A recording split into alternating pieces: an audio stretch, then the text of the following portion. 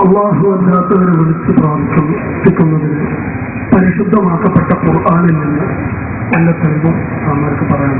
അള്ളാഹു അല്ലാത്ത മഹാരഥന്മാരെ വിളിച്ച് പ്രാർത്ഥിക്കുന്നതിന് വിശുദ്ധ ഖുർആനിൽ വല്ല തെളിവും ഉണ്ടോ എന്നാണ് അദ്ദേഹം ചോദിച്ചത്.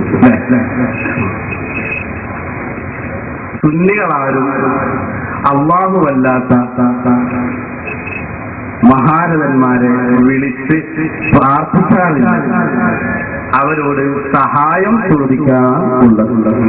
ഈ സഹായം ചോദിക്കലിന് പ്രാർത്ഥന എന്നോ അതല്ലെങ്കിൽ ടെക്സ്റ്റൈൽസ് എന്നോ എന്ത് പേരിട്ടാലും ശരി, സുന്നത്ത് ജമാഅത്തിന്റെ ആളുകൾ അള്ളാഹു അല്ലാത്ത മഹാരഥന്മാരോട് വിമർശിക്കപ്പെടുന്ന രൂപത്തിലുള്ള പ്രാർത്ഥന നടത്താറില്ല എന്ന് ആദ്യമായി ഓർമ്മപ്പെടുത്തുകയാണ്.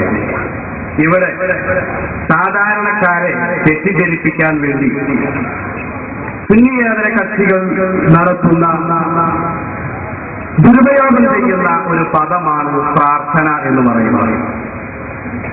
യഥാർത്ഥത്തിൽ വിശുദ്ധ ഖുർആനിൽ 237ഓളം സ്ഥലങ്ങളിൽ എന്ന് തുടങ്ങിയ ഇവർ ദുരുപയോഗം ചെയ്യാറുള്ള പദങ്ങൾ പരാമർശിക്കപ്പെട്ടിട്ടുണ്ട്. അല്ലാഹു അല്ലാത്ത മഹാരഥന്മാരോട് സഹായം ചോദിക്കുക എന്നത് ആ പരാമർശിക്കപ്പെട്ട പദങ്ങളിൽ ആരാധന എന്നതിന്റെ പരിധിയിൽ വരുമ്പോഴേ വിമർശിക്കപ്പെടേണ്ടതുണ്ട്. അള്ളാഹു അല്ലാത്ത മഹാരഥന്മാരോട് പ്രാർത്ഥിക്കുക അതുകൊണ്ട് തന്നെ സുന്നികൾ ആരും പ്രയോഗിക്കാറില്ല. ഒരു കുത്തുബിയത്ത് നടത്തുന്ന ആൾ മൊയ്തീനോട് പ്രാർത്ഥിക്കൂ എന്ന് പറയാറില്ല. അതുപോലെ അല്ലാഹുവിന്റെ റസൂലിനെ യാ റസൂലല്ലാഹ് എന്ന് വിളിക്കുന്നയാൾ ഞാൻ നബിയോട് പ്രാർത്ഥിച്ചു എന്ന് പറയാറില്ല.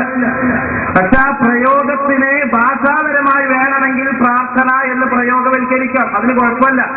കാരണം മലയാള ഭാഷയിൽ പ്രാർത്ഥന എന്ന് പറഞ്ഞാൽ അർച്ചന, അപേക്ഷ എന്നൊക്കെ അർത്ഥം. പിന്നെ അത് ഈ പ്രാർത്ഥിക്കപ്പെടുന്ന അപേക്ഷിക്കപ്പെടുന്ന വ്യക്തി ആ വ്യക്തിക്ക് ദിവ്യത്വം കൽപ്പിച്ചുകൊണ്ടോ അതല്ലെങ്കിൽ അർപ്പിക്കപ്പെടുന്ന വ്യക്തിക്ക് അല്ലാഹുവിന്റെ ഏതെങ്കിലും ഒരു വിശേഷണം വകവെച്ചു കൊടുത്തുകൊണ്ടോ ആണെങ്കിൽ അത് ശറഅ് വിരോധിച്ച പ്രാർത്ഥനയിൽ വിരോധിച്ച പ്രാർത്ഥന ഉൾപ്പെടുകയാണ്. ചുരുക്കത്തിൽ പ്രാർത്ഥന എന്നാൽ രണ്ട് വിധമുണ്ട്.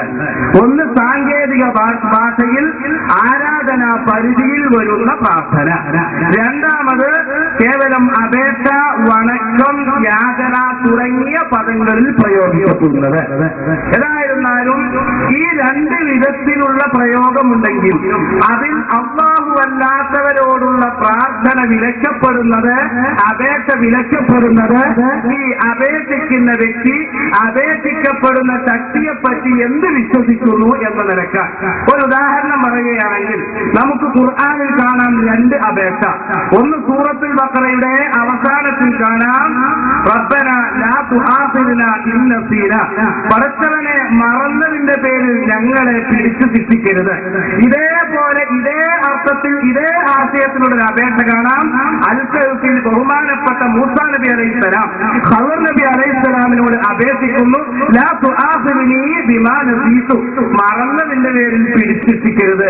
രണ്ടും ഒരേ ആശയല്ലേ, രണ്ടും ഒരേ അർത്ഥമല്ലേ? അതെ, ഒന്ന് അപേക്ഷയാണ്, ഒന്ന് പ്രാർത്ഥനയാണ്.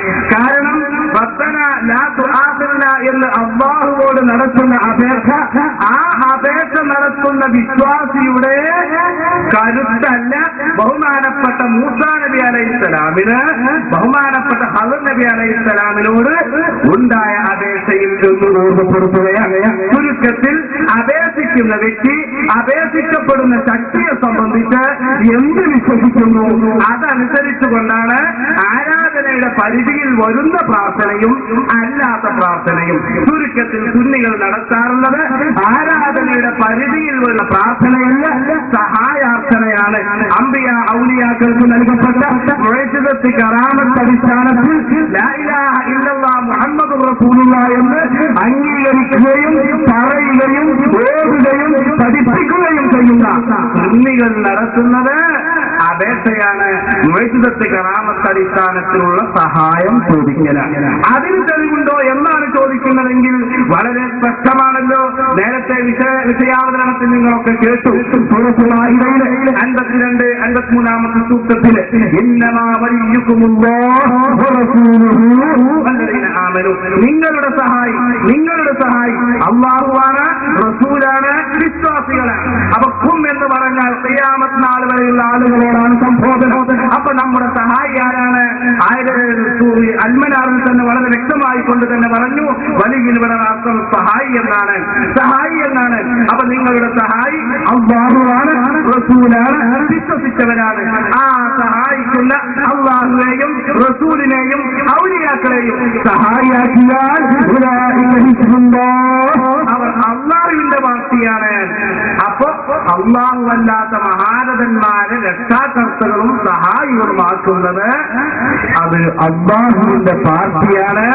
അല്ലാത്തത് ഏത് പാർട്ടിയാണെന്ന് നിങ്ങൾ ചിന്തിക്കുക എന്നോർക്കപ്പെടുന്നു. മുഅ്ജിസത്ത് കറാമത്ത് അടിസ്ഥാനത്തിലുള്ള സഹായം ചോദിക്കലും അപേക്ഷിക്കലും നിരവധി സ്ഥലങ്ങളിൽ വിശുദ്ധ ഖുർആനിൽ മറ്റു സ്ഥലങ്ങളിൽ ഉണ്ട് എന്ന് ഓർമ്മപ്പെടുത്തുകയാണ്. എന്റെ ചോദ്യം ശരിക്കും മനസ്സിലായിട്ടില്ലെന്നോ? ഞാൻ ചോദിച്ചത് അല്ലാഹു അല്ലാത്തവരെ വിളിച്ച് പ്രാർത്ഥിക്കുക